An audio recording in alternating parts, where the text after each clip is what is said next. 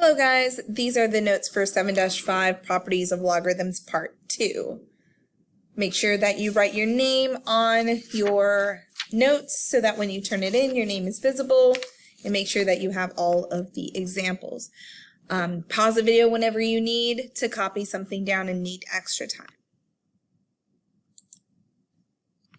So here is our first example that we'll do together. So we're trying to find the value of certain logarithms given one of the logarithms. So back in the day, your calculator would only do certain logs. It would only do log base 10. So it couldn't do all of the other ones. So you have like a chart of certain log bases that you know of. So like log base 4 of 3 is about 0.7925. And then there's other log bases log base 4 values that you should know as well. So for example, you should know that log base 4 of 1 is 0 because 4 to the power of 0 is 1. Log base 4 of 4 is 1 because 4 to the first power is 4. Log base 4 of 16 is 2. Log base 4 of 64 is 3. So you know some of those bases. We're going to use the ones that we know plus the one that they gave us, log base 4 of 3, is 0.7925 to approximate log base 4 of 192 by using our properties of logarithms. The number 192, try to either use the product property or the quotient property. So I know I have 3. So if I divide 192 by 3, I get log base 4 of, it would be 64. So log base 4 of 192 is the same as log base 4 of 3 times 64.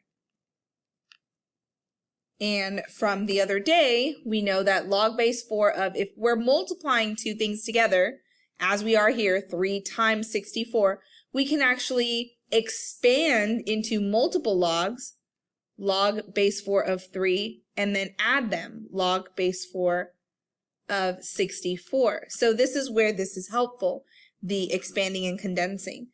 Log base 4 of 3, we know what that is because that was the approximation that was given to us. So about 0.7925 plus, and then log base 4 of 64 is one of the ones that we know. It's equal to 3.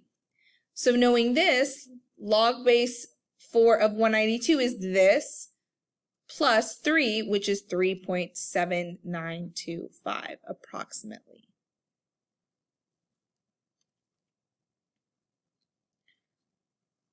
Okay, so use your product and quotient properties and even exponent properties, if you can, to evaluate these, approximate these logarithms. Okay.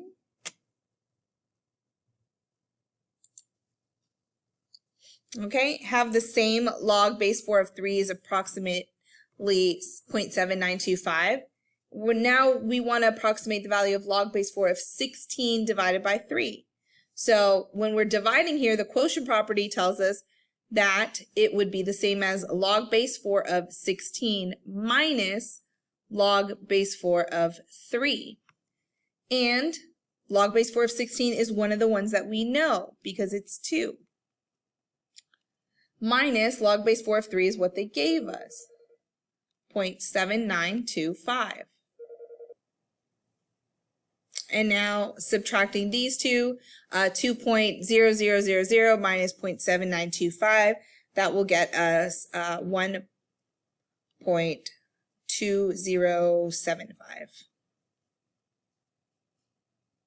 Yep. Okay, so use values that you know and plus the value that they gave you to approximate the new log. Okay, give you one to try. So pause the video here, give this one a try. All right, so I rewrote 32 into 16 times 2, expanded that into log base 4 of 16 plus log base 4 of 2, and then log base 4 of 16 is 2 plus log base 4 of 2 is 0.5 from here. Add those together, and that is 2.5. So you should have gotten 2.5 there. Okay, give you another one to try. Give this one a try. Pause the video and give this one a try. Okay, so this wasn't the only way to do this, but I turned 25 into 5 squared. So 5 squared is 25, and then I brought 2 over to the front because of the power property. So log base 2 of 5 squared is the same as 2 times log base 2 of 5, and we know what log base 2 of 5 is since that was given to us. So 2.3219 times 2 gives us 4.6438. So that is approximating a logarithm based off of logs that we know the value of for sure, and then also given an approximation of one. Okay, so now we're going to look into solving equations using these properties. So when we are solving, but we also need to use these properties, that happens when, like, we have the multiple logs on one side. So multiple logs on one side. On one side. What you're going to want to do is condense into one log.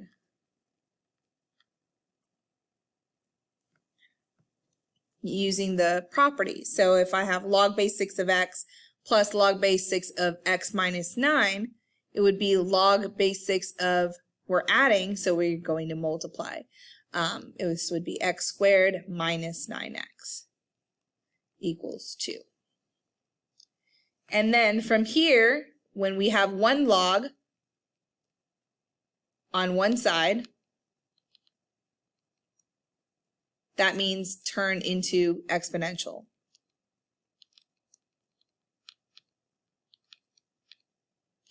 So I have 6 to the second power equals right here, x squared minus 9x. And from here, solve by quadratic equation, so you're going to want to factor.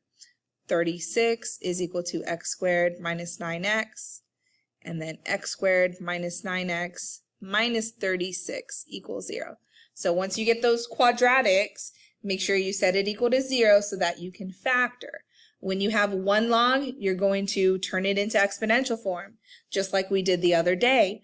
When you have a log on each side, then you drop the base. So depending on what you have left after you condense, you're going to solve depending on which way would be the way to solve. So one log, exponential form. Logs on both sides, drop the base. X squared minus 9x minus 36 would equal 0 by the factors of x minus 12 and x plus 3. So here x would equal 12 and x is equal to negative 3.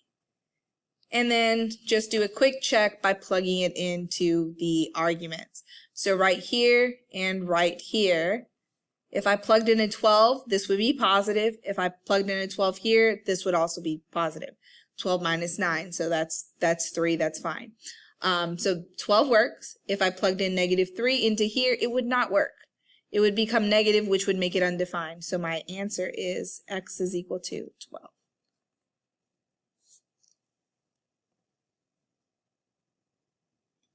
Okay. Okay, so give this one a try. Try this one on your own. Pause the video and give it a try. Okay, so for this one, I went ahead and made the 2 an exponent. Condensed this one by multiplying the 27 times 3, getting 81. Then when you have a log on both sides, you have one on both sides, all you do is drop the base, because then if the bases are equal to each other, then the arguments must also be equal to each other. So I just set the arguments of x squared and 81 equal to each other, and then I solved. Remember that those do have two solutions. 9 and negative 9 would both be a solution for x squared equals 81. 9 times 9 is 81, but also negative 9 times negative 9 is also 81. So we do need both of those values. But when we plug it in, the 9 works here, that's positive. But if I plug in a negative 9, that would be undefined. So only answer we have is x equals 9. Okay, one more for you guys to try on your own. Go ahead and give this one a try. Okay, for our last example here, we only had one log base 4 of 3x plus 2, but then we also had this extra plus 2 here. That really wasn't a part of this log. It's not part of the log. So what we need to do is get rid of it by subtracting it with the other side. So if I just subtract 2 from both sides here, that would get rid of the plus 2 and would turn the 4 into a 2. Then when we have one log means you turn into exponential form to solve. So 4 to the second power is equal to this. 4 to the second power is 16. Subtracted 2 and then divide by 3, we get 14/3. And then just want to make sure that when I plug in 14/3, I get a number that is greater than 0. When I plug that in, 14 plus 2 is 16, which is greater than 0. So this is a great answer, 14/3. Okay, so that's 7.5. Properties of logs, part 2 video notes.